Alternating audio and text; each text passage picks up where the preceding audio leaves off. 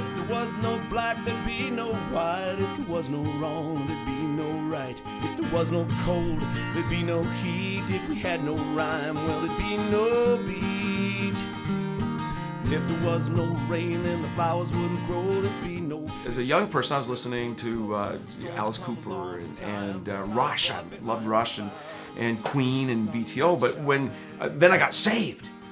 And then when you get saved, you can't, the church said you can't listen to secular music anymore. You got to listen to Christian music. So someone sent me down to the Baptist Book Room. It was on Germain Street in St. John to buy contemporary Christian music. And they sold me this album called Maranatha Praise. And I listened to that, and I literally went, I don't think I'm a Christian. This sucks. This is terrible. See, my daddy made his money, but he drank it all away. And my mama had to work every day. My dad, he died on a cold winter's day with a troubled mind in a troubled way. But hey, if there was no black, there'd be no white. If there was no wrong, there'd be no right.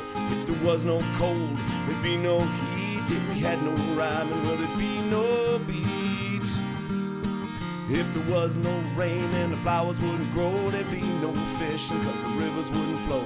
Storms come along from time to time. And then we moved from the south end of St. John to the north end, went to a different church, and there was a guy who was a youth pastor, my youth pastor. His name's Paul Johnson, still lives out west in Canada. And he introduced me to Jesus People music. Jesus People? He said, yeah, it's like Christian rock music.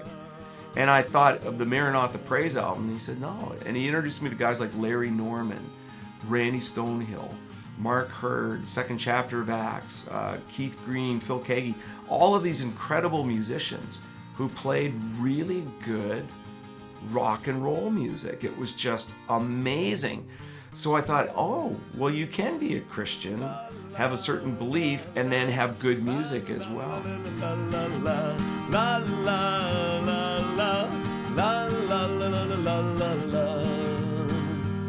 I got everything that a man could need. That sowing time got me plenty of seed. My grandson smiles at me at night. My belly's full, but I still get tight. It's an incredible story about Jesus People music, because what happened was in the late 60s, these hippies down in California, long-haired, dope smoking, sleeping with their girlfriends, hippies experienced the presence of Jesus. There was an evangelist named Catherine Kuhlman, quite controversial in her day. She was in the 50s and 60s, she would be equivalent to the Benny Hinn of the 90s kind of thing, a faith healer. So all these hippies were getting saved, and as they were getting saved, they were writing these incredible Jesus songs, and it was called the Jesus People movement. And so churches started springing up, and they played rock music as opposed to hymns and stuff like that. So that was my introduction to kind of gospel music. I shouldn't say gospel music. At that time, just Christian music. I knew I didn't like the hymns, but I loved this rock stuff that was coming out that was being written by Christians. And of course, once you start to explore that, you see where their roots were, which was Elvis, Buddy Holly, but also Mahalia Jackson and Sister Rosetta Tharpe and other great gospel singers. La, la, la, la, la, la, la, la.